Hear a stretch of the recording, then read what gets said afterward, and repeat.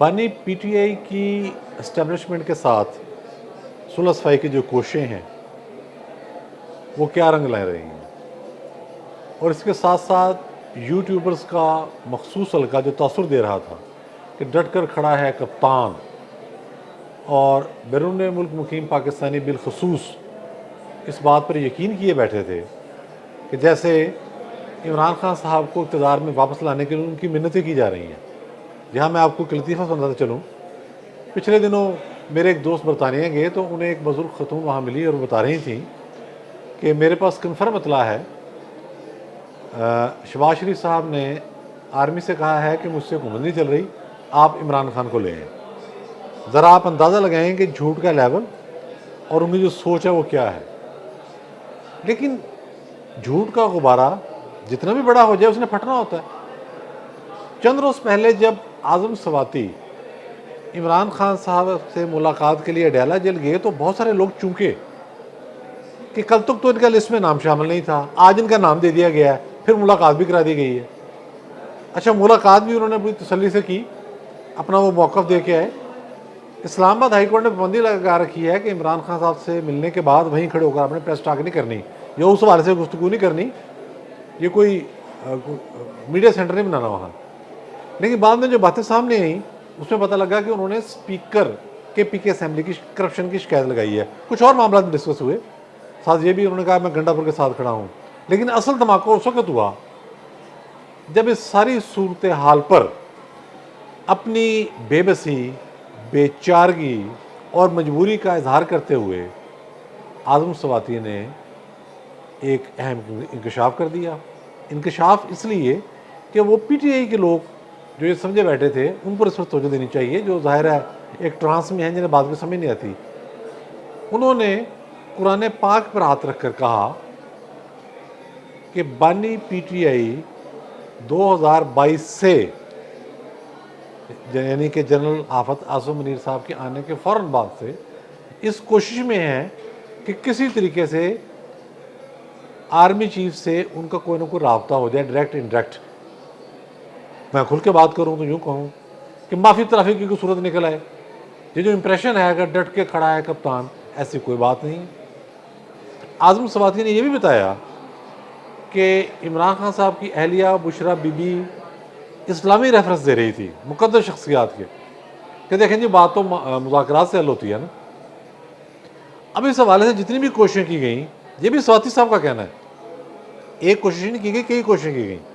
उन्होंने कहा कि हालिया मुलाकात के अंदर भी इमरान खान साहब ने मुझे कहा है कि आपको मैंडेट हासिल है, आप जाएं, जिसको मर्जी बीच में डालें, कोई रास्ता निकालें जिससे मुझे कोई रिलीफ मिल सके।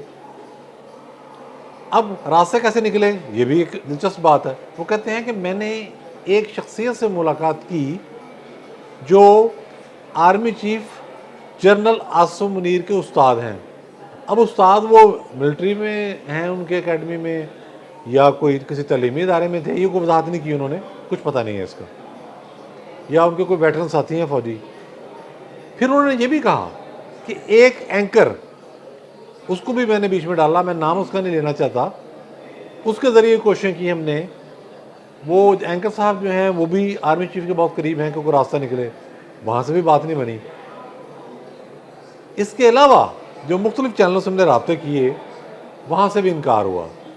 लुब लबाब क्या है, आज़म सवाती साहब कहते हैं कि हमने दरवाज़े पर जितनी भी दस्तकें दी, हमें एक ही जवाब मिला कि अब कोई मुज़ाकरात नहीं, दरवाज़ा बंद है। यानी कि इनकार जो है वो एस्टेब्लिशमेंट की जानिब से है, और एस्टेब्लिशमेंट ये बात खुल के कह चुकी है, DGI SPR कह चुके हैं कि आपने बतौर एक सियासी जमात जो बात करनी है वो आप सियासी हुकूमत से करें, जो कानूनी मामला था वो अदालतों में लेकर जाएं, हम इसमें फ्रीक नहीं बनेंगे। अब आलम यह है आज के दिन का कि देखें, आज पिंकी पीरनी साहिबा इस्लामाबाद हाई कोर्ट में दरख्वास्त दे रही हैं कि जी मुझे मेरे शौहर के रबर सहूलतें ही देने हैं। वो पठान के कलीन बेचने वाली बात कि कहाँ बड़ी बड़ी बातें हो रही थी हैं, जैसे पठान करते हैं कि एक कलीन 1 लाख रुपए का है, बाद में 1000 का ज़बरदस्ती पकड़ा के चले जाते हैं। कहाँ बड़ी बड़ी बातें, इनकलाब आएगा, हकीकी आज़ादी, ये और वो और फलां।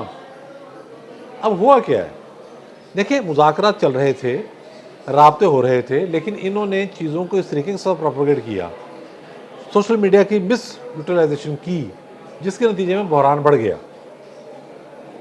इनके यूट्यूबर्स इनको लेके बैठ गए, जितने राब्ते इन्होंने किए उसमें इन्होंने सियासी गलतियाँ की। एक इंप्रेशन ये भी है जो सच साबित हो रहा है कि बाहर बैठे लोग चाहते ही नहीं कि इमरान खान साहब जेल से बाहर आएँ और हमारी दुकानदारी ख़त्म हो। आज के दिन तक आलम ये है, देखिए अमेरिका में इन्होंने कितने बड़ी इन्वेस्टमेंट की है, लॉबिंग पर लॉबिंग, डॉलर्स पर डॉलर्स। उसका नतीजा ये निकला कि अगले हफ्ते 2 अमेरिकी वफूद पाकिस्तान आ रहे हैं। उन्होंने आने से पहले ही ये कह दिया है, वाज़ेह कर दिया है कि हम आ रहे हैं, पाकिस्तान अमेरिका के बाहमी ताल्लुकात पर गुफ्तगू होगी, LOC का दौरा भी वो करेंगे।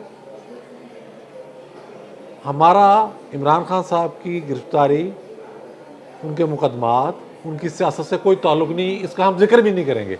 अब ये लेवल आ गया।